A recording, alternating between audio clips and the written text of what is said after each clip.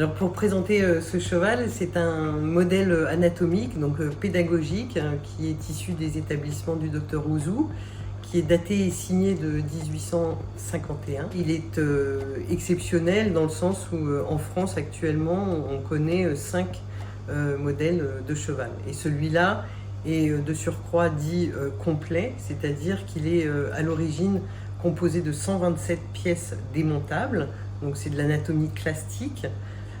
Et donc il est exceptionnel parce que malgré des pertes de certains éléments, c'est un modèle qui est très rare, même de manière internationale. L'usage de ce cheval est un usage pédagogique. Donc c'était un cheval, un modèle qu'on démontait pour des cours d'anatomie dans des écoles militaires, dans des lycées, pour expliquer, pour pallier l'anatomie, la dissection sur modèle vivant, qui était compliquée, qui ne pouvait se pratiquer qu'à une certaine période de l'année, qui était dangereuse. Alors, le cheval est fabriqué, a été fabriqué dans les établissements Ouzou, en Normandie. Sa structure principale est en papier mâché, une armature métallique et une couche de peinture très délicates qui sont des pigments déposés en glacis dans des couches successives de gélatine.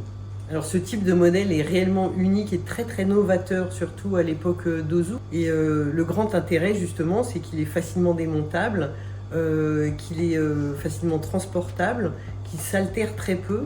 Cet objet est actuellement dans un état de conservation mauvais. Donc l'objectif d'une restauration serait de stabiliser l'état de l'objet. Mais déjà la stabilisation est un traitement considérable. Il faut stabiliser la structure, parce qu'on a des pertes de pièces, etc. On a des éléments métalliques qui sont manquants, tordus, et une stabilisation de la couche picturale qui est extrêmement écaillée et qui est une altération très évolutive. Chaque manipulation, mouvement du cheval engendre une perte d'éléments. Cet objet est unique de par sa fabrication et par l'ingéniosité que Ouzou met dans la fabrication.